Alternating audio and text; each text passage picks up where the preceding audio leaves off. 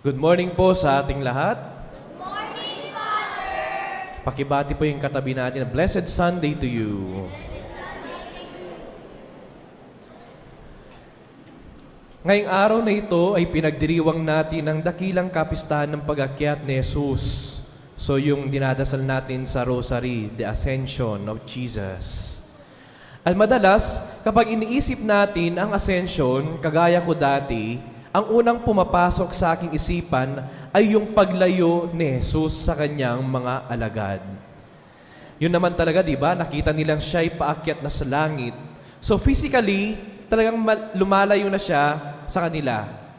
Pero alam din natin na sa kanyang pag-akyat sa langit, ay dito rin isinama ni Jesus yung pagkatao natin.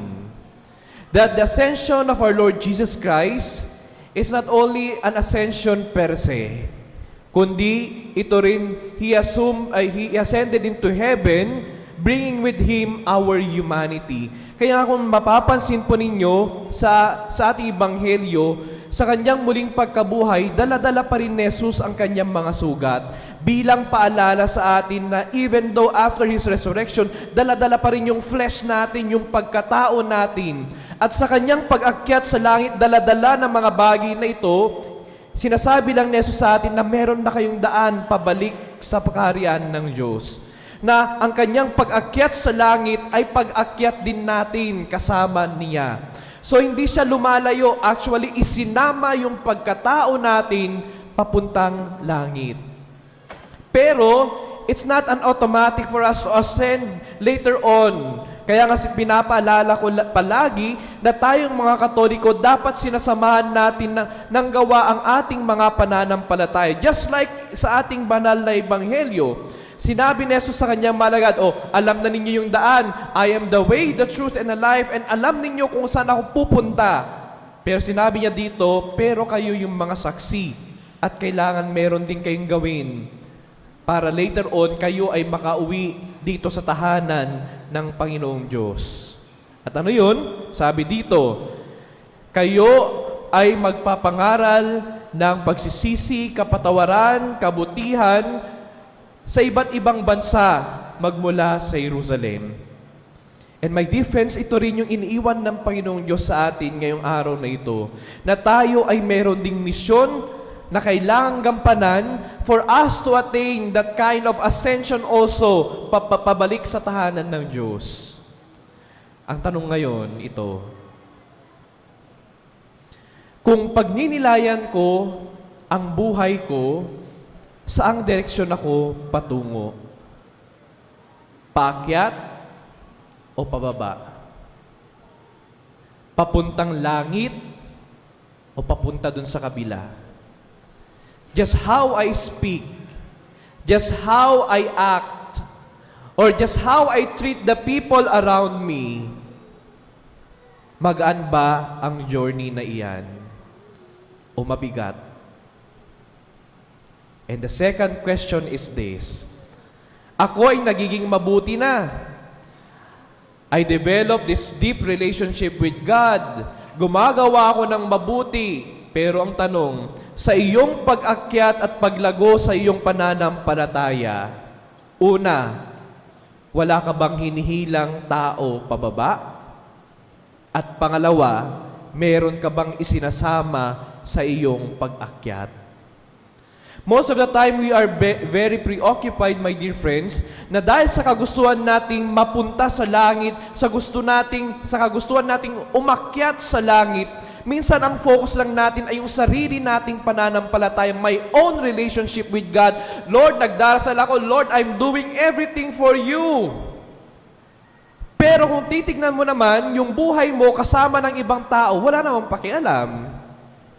Kung pagninilayan mo yung buhay mo kasama yung ibang tao, pero bakit ganon? Nanghihila ka naman pababa. Kung pagninilayan mo yung relasyon mo sa ibang tao, bakit parang wala kang pakiramdam? Ginagawa ko naman yung tungkulin ko para umakyat ako later on sa langit. Pero alam natin, no, ng pananampalataya, hindi lang yan merong personal na dimensyon.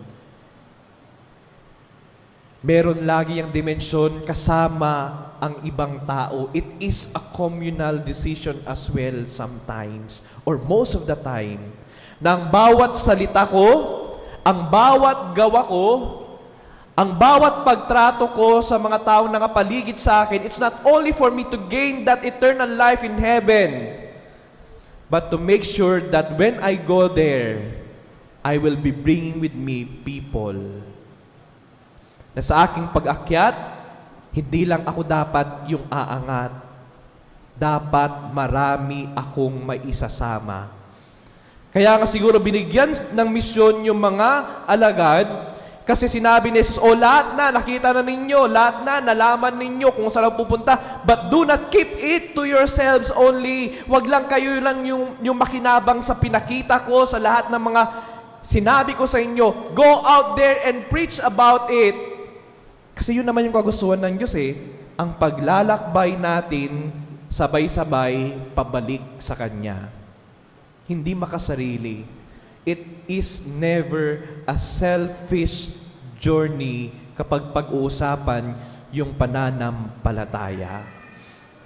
And this applies, yung pag-akyat na yan, yung pag-akyat natin as we prepare ourselves para umakyat sa langit, it applies also in our daily existence. O ngayon, paakyat na yung buhay mo, marami kang na-achieve sa buhay mo, gumaganda na yung trabaho mo, gumaganda na yung sweldo mo, gumaganda na yung pangalan mo, may nakakabit na sa pangalan mo.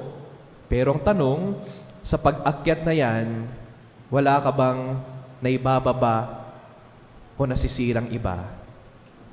Sa pag-akyat na yan, marami ka bang nailalapit pabalik sa Diyos? See, my dear friends, the direction of ascension ay laging pataas. Pero Jesus always reminds us na sa iyong pag-akyat, you should be a witness to the goodness of God. Sa iyong pag-akyat, dapat marami kang kasama at naiaangat. And I believe that's the very reason why we come here every Sunday, to remind ourselves na ako, kahit hindi ko masyadong kakilala yung mga nandito, sila yung komunidad ko. At sila yung pinapangarap ko na makasama pabalik doon sa kaharian ng Diyos. Habang tumitingala yung mga apostol, sabi nila, yes, we have the heavens were already opened by Jesus Christ for us. Pero sinasabi rin nila, hindi lang dapat tayo yung babalik doon. Dapat sama-sama at walang naiiwan. And the challenge enters here. Kasi kung sarili lang natin yung pag-usapan, napakadali. Kung sarili ko lang pananampalataya, kung sarili kong way yung papunta sa langit yung paghahandaan ko, napakadali. Pero kung idadamay na natin yung ibang tao, doon minsan may struggle tayo. Bakit ko pa siya isipin? Bakit ko pa siya idadamay? Bakit ko pa siya isasama? It's easy to think that way. But that's exactly the mindset of God, na sa ating paglalakbay, make sure na hindi ka nag-iisa. Lahat pinakita, lahat pinaramdam, lahat hinihanda na ni Jesus.